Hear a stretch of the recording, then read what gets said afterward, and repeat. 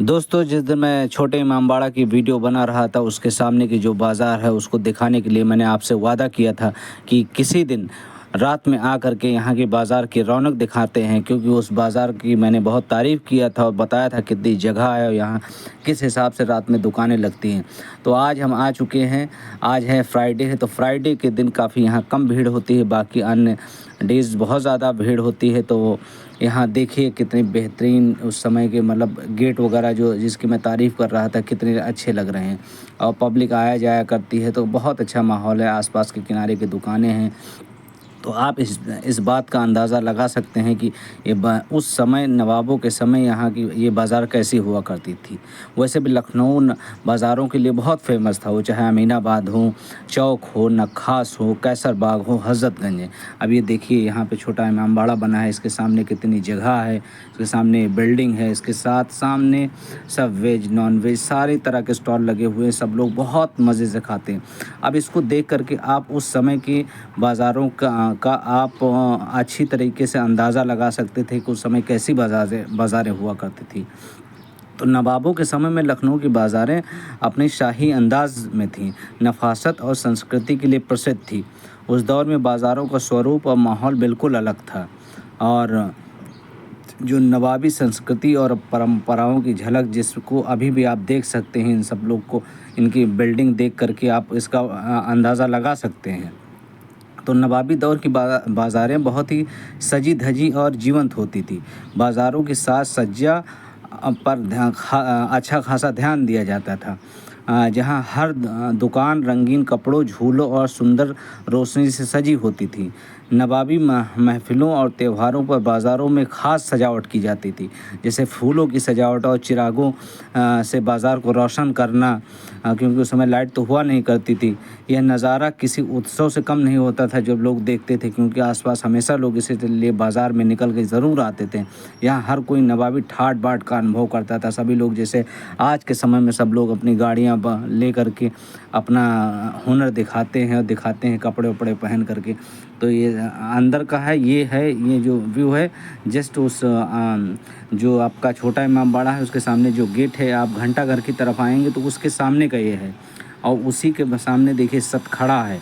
तो छोटा इमामबाड़ा तो मैंने आपको दिखाया, वहाँ उस दिन जामा मस्जिद दिखाया, शाही हम्माम दिखाया आपको उस वीडियो में है, और सदाकत अली ख़ां का मकबरा दिखाया। तो ये सतखड़ा है और सतखड़ा का ये अपना इतिहास इसका भी है। सतखड़ा का इतिहास है जिसमें आप इस उस समय के नवाब जो बना रहे थे, तो ये इसको पूरा करते करते ख़त्म हो गए थे, मर गए थे, तो ये अब अधूरा ही रह गया है। तो इस तरह इसके सामने अच्छी खासी जगह है।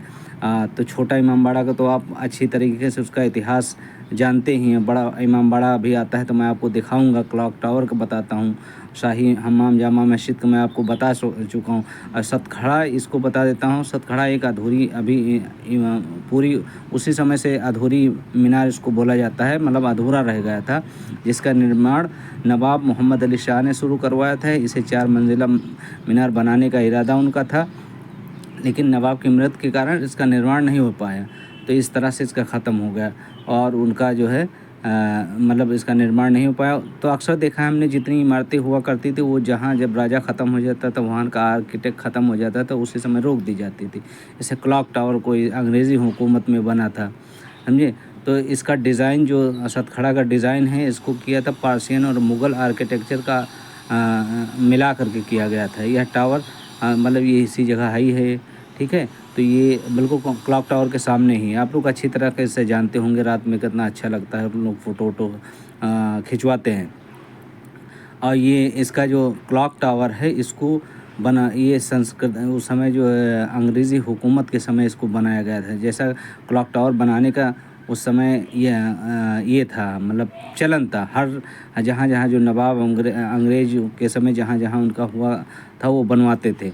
तो ये टावर का निर्माण 1881 में हुआ और यह भारत का सबसे ऊंचा घंटाघर इसको बोला जाता था। इसे ब्रिटिश वास्तुकला के शैली में बनाया गया था और इसकी ऊंचाई 221 फीट है दोस्तों, 221 फीट। इसका डिज़ाइन सर जॉर्ज कपूर ने किया था। इस घड़ी की जो पेंडुलम है वो 14 फीट लंबी है, इस घड़ी का जो पेंडुलम है, और इसकी खासियत यह है कि इसने इसे ब्रिटेन के रॉयल क्लॉक टावर जैसा डिज़ाइन दिया गया था। ये बताते हैं कि पूरा अगर बजता था तो पूरा वहाँ का आसपास का क्षेत्र पता चल जाता था। जब इसका जो बजता था, इसकी आवाज़ से पता चल जाता था कितना टाइम हुआ है। तो ये तो खैर अंग्रेज़ों के जो समय की चीज़ें हैं तो वो तो मतलब अभी भी बरकरार हैं। जैसे मुग़लों के समय की चीज़ें सारी बरकरार हैं। तो ये बहुत ही मतलब इसको आप अपना अगर पुराने कभी नवाब के ख़ानदान के लोग यहाँ का पिक्चर जब से शेयर करते हैं, फ़ोटोग्राफ शेयर करते हैं, तो हम लोग देखते हैं कि कितना बड़ा, कितना सुंदर लगता था। आसपास कुछ नहीं होता था, ये गैलरी होती थी। तो सोचिए उस समय कैसे लोग यहाँ पे अपनी बैलगाड़ियों से उससे सबसे आते थे। और उस समय की जो सवारियाँ हुआ करती थी, घोड़ा बग्घी भी हैं, अभी आपको आगे दिखाऊंगा, जिसकी झलक अभी तक है। इसके आगे अभी रूमी गेट है, तो आप लोग बने रहिएगा। रूमी गेट बहुत खूब सुंदर है। हम छोटे इमामबाड़ा के से रूमी गेट की तरफ जा रहे हैं। आगे बड़ा इमामबाड़ा है, तो ये आप देख सकते हैं। तो यहाँ का मेन ख़ास यही है, लखनऊ में अभी भी इसका लखनऊ खाने पीने और इंडस्ट्री छोड़ के, इंडस्ट्री तो ज़रूरत के हिसाब से लगी, अदरवाइज़ खाने पीने और पहनने ओढ़ने में यहाँ के लोगों ने ज़्यादा ध्यान दिया है। और वही बाज़ारों में नवाबी दौर की बाज़ारों का झलक अभी भी दिखाई देता है। नवाबी दौर की जो बाज़ारें बहुत ही सजी धजी और जीवंत होती थी, अभी भी क्यों हुए बाज़ारों की साज धज्जिया पर खासा ध्यान दिया जाता था, अभी भी वही ध्यान दिया जाता है। जहाँ पर दुकान रंगीन कपड़ों, झूलों और सुंदर रोशनी सजी होती थी। नवाबी महफ़िलों और त्योहारों पर बाज़ारों में ख़ास सजावट की जाती थी, जैसे फूलों की सजावट, चिरागों से बाज़ार को रोशन करना। ये तो मैं आपको बता ही चुका हूँ कितना बेहतरीन ढंग से होता था। वैसे ही आज जैसे लोग अपने व्यापार को चमकाने की कोशिश करते हैं। तो इनका जो तरीका होता था, इनका जो होता था, बाज़ारों में हर तरह का सामान उपलब्ध होता था, जैसे बेशकीमती आभूषण, रेशम, बनारसी कपड़े, इत्र, चूड़ियाँ, कालीन, मसाले और मसाले के अभी भी मसाले बहुत हम लोग के यहाँ यूज़ होते हैं। नवाबी परिधान सब कोई पहन के अपने आप को नवाब ही समझता है। दुकानदार अपनी दुकान के बाहर बैठते हुए ग्राहकों के आने पर उन्हें स्वागत करते थे। उस समय का व्यापार मौखिक सौदेबाजी पर आधारित था। समझ रहे हैं कि एक बात होती थी। तो ये देखिए हम लोग आ गए हैं अभी रूमी गेट, रूमी दरवाज़ा। आप लोग बहुत अच्छी तरीके से मालूम है कि रूमी दरवाज़ा, आप इसका पूरा इतिहास आप अगर इंटरनेट पर डालोगे तुरंत आपका इतिहास पूरा रूमी दरवाज़ा का लिखा हुआ आ जाता है कि रूमी दरवाज़ा क्या है क्या नहीं है ना। तो ये चीज़ है। तो इसको कैसे बनवाया गया था उस समय, कैसे नवाबों ने इसको बनवाया था, कहाँ से आए थे, हुए थे इंजीनियर सब। तो ये आप देखते देखते उसके आगे देखेंगे आप, रूमी दरवाज़े से आगे देख लीजिए आप, ये है अपना ये बड़ा इमामबाड़ा। तो इस जगह आ करके इसकी सुंदरता, इससे सब लोग समझिए ये सारी चीज़ें फ़ोटो गैलरी बन गई है। इसके आगे अभी रूमी दरवाज़ा के सामने सब पूरा का पूरा गवर्नमेंट उसको प्रोटेक्ट कर रही है। सब वो लगा रही है, पिलर टाइप लगा रही है कि इसके अंदर न जाए, अच्छा है। और रोड उसके बगल से निकालने लगे हैं। ये देखिए रात में लोग इसमें तांगा वांगा से, बग्घे से निकलते हैं ना। तो ये तो अभी भी मैं इधर चल के देखता हूँ। इधर देखिए बग्घी वाले देख रहे हैं, तो वहाँ पे हम लोग चलते हैं, देखते हैं। तो बग्घी लगी हुई है। ये देखिए जैसे ऊँट आ गया है, तो ऊँट आ गया है ना। तो ऊँट वगैरह खैर अभी अरब का बहुत फेमस है, उसको वहीं पे खाते भी हैं, वो भी करते हैं। जैसे घोड़े हैं। तो आप लोग अगर मतलब ये नहीं कि आप अगर बच्चों को लेकर के आएँ, रात में तो बहुत लोग मौज करते हैं। फ्राइडे है, थोड़ा भीड़ कम है, अदरवाइज़ बहुत ज़्यादा भीड़ होती है। तो इसके सामने हालांकि इस पर लाइटिंग नहीं है, लेकिन आप ये सोचिए कि सामने भी लाइट होती है तो पूरा रूमी दरवाज़े बहुत अच्छा। देखिए मैंने नाइट में शूट किया है, लेकिन रूमी दरवाज़ा एकदम बहुत ही बेहतरीन लग रहा है। समझिए इसका ज़रा सी लाइट डालने पर एक तो चमक जाता है। अगर सोचिए अगर लाइटिंग इसमें हो जाती है, इसका सब कुछ हो जाएगा तो कितना प्यारा लगेगा। तो इसको बहुत अच्छा से अच्छा गवर्नमेंट का प्लान है कि इसको अच्छा से अच्छा बनवा दे कि यहाँ की रौनक और ज़्यादा बढ़ जाए। तो ये पुराना कुछ भी स्ट्रक्चर होता है तो ज़्यादा से ज़्यादा पैसा नवाबों के समय एक दूसरा भी पक्ष है। एक देखिए 2 पक्ष हैं, जिसमें एक नवाबों के सही समय जो बिल्डिंग्स बनी थी उन पे अपना वो पक्ष रखता है कि देखो उस समय लोगों के पास खाने को नहीं होते थे। नवाब जो थे वो बड़ी-बड़ी बिल्डिंग्स, बहुत बड़ी इमारत और विदेशों से आर्किटेक्ट मंगा करके बनवाते थे। लोगों को पैसा नहीं बाँट सकते थे।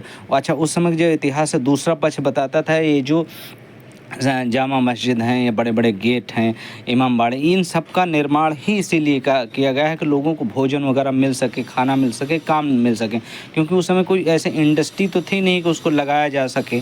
तो इसीलिए इसका ये उद्देश्य था कि ये बिल्डिंगें बनती थी, उसमें लोग मज़दूरी करते थे। मज़दूरी करने के बाद जो पैसा बँटता था वो मज़दूरों को बँटता था, इससे उनके घर चलते थे। अब भाई अगर डायरेक्ट उनको नहीं दिया जा सकता कि आदमी को अगर बैठा कर पैसा देते हो तो उसके अंदर काहलीपन आ जाता है। जैसे ये इसका बहुत उदाहरण छोटी-छोटी बिल्डिंगों में 1-2 मिल जाता है, बाकी आप समझ जाना वही हो। जैसे बड़ा इमामबाड़ा है, ये बड़ा इमामबाड़ा का निर्माण नवाब असफउद्दौला ने 1784 में करवाया था। इसका उद्देश्य अकाल के समय ध्यान दीजिएगा, इसका उद्देश्य अकाल के समय रोज़गार उपलब्ध कराना था। इसे मुग़ल और अवध की स्थापत्य शैली से बनाया गया था है। इसकी ख़ासियत इसका विशाल हॉल है, जिसे बिना किसी बीम या पिलर के 50 फीट की छत है। यहाँ की भूल भुलैया बहुत प्रसिद्ध है, जहाँ एक बार अंदर जाने पर रास्ता भटक जाता है। तो खैर वो तो मैं अंदर बताऊँगा, आपका इसके अंदर दिन में किसी दिन चलते हैं और वीडियो बनाते हैं। लेकिन बाहर के सोच लीजिए, इसमें खुद लिखा है कि उस समय के लोगों को रोज़गार देने के लिए। तो इसके ऊपर एक कहानी है कि रोज़गार देने के क्या करते थे, दिन में मज़दूर आकर के गरीब लोग को बुलाया जाता था, वो लोग बनाते थे, पैसा लेकर के चले जाते थे और रात में इसको तोड़ दिया जाता था। अमीर इसको तोड़ देते थे कि दोबारा फिर सुबह उठ कर के इसी में काम करें। ऐसी कहानियाँ फ़ेमस हैं। तो आप जो उस समय की बिल्डिंग्स हैं उनका यही उद्देश्य था कि बड़ी-बड़ी, जैसे दिल्ली की बहुत सारी बिल्डिंग्स हैं या किले हैं या कहीं जयपुर के किले हैं, सबका उद्देश्य एक तो प्रोटेक्ट करना अपने आप को था, अपनी जनता को प्रोटेक्ट करना था, लेकिन उनको साथ में उनको काम करने का के लिए कुछ देना। तो उस समय ऐसी ज़्यादातर बिल्डिंगें जो बनी हैं इसी के उद्देश्य से बनी हैं। लेकिन एक अभी जो ज़्यादा माइंडेड थोड़ा दिमाग का आदमी है तो वो इसमें ज़्यादा घुस जाता है कि कहता है उस समय इनके पास पैसे थे, तो पैसे थे लेकिन किसी को बांटा नहीं जा सकता। अभी जैसे गवर्नमेंट के पास बहुत पैसे हैं लेकिन किसी को डिस्ट्रीब्यूट नहीं किया जा सकता, उनको लोन इंडस्ट्री के लिए दिया जा सकता है। जैसे हमारे यहाँ बहुत सारे लोन की सिस्टम है जहाँ पे लोग अपना स्टार्टअप पे हमारी गवर्नमेंट ने बहुत ज़्यादा जोर दिया, जिस पे लोग स्टार्टअप कर सकते हैं। तो सारा सब कुछ उसे ऐसा ही होता था, लोगों की सोचें होती थी, लेकिन उनका काम करने का तरीका अलग होता था। तो उस समय एक ख़ासियत, बहुत अच्छी ख़ासियत है कि विदाउट, जैसे आज के पिलर पे बिल्डिंगें बनती हैं, ध्वस्त हो जाती हैं, लेकिन उस समय जो मटेरियल्स यूज़ करते थे जैसे उस समय नहीं होता। जैसे टीले वाली मस्जिद आ गए, अब टीले वाली मस्जिद का अपना एक, इसको भी बहुत ही बेहतरीन टीले वाली मस्जिद है। तो आप लोग कभी अंदर से आइएगा, देखिएगा तो आपको पता चलेगा। तो आप लोग का अगर वीडियो अच्छा लगेगा तो बताइएगा, हम आगे और बनाएंगे और ऐसे ही आपको लखनऊ के बारे में धीरे-धीरे सब कुछ बताते चलेंगे। और अगर आप लोग कमेंट्स करोगे तो हम सबके लिए एक सेपरेट वीडियो बना देंगे जिससे आप लोग की नॉलेज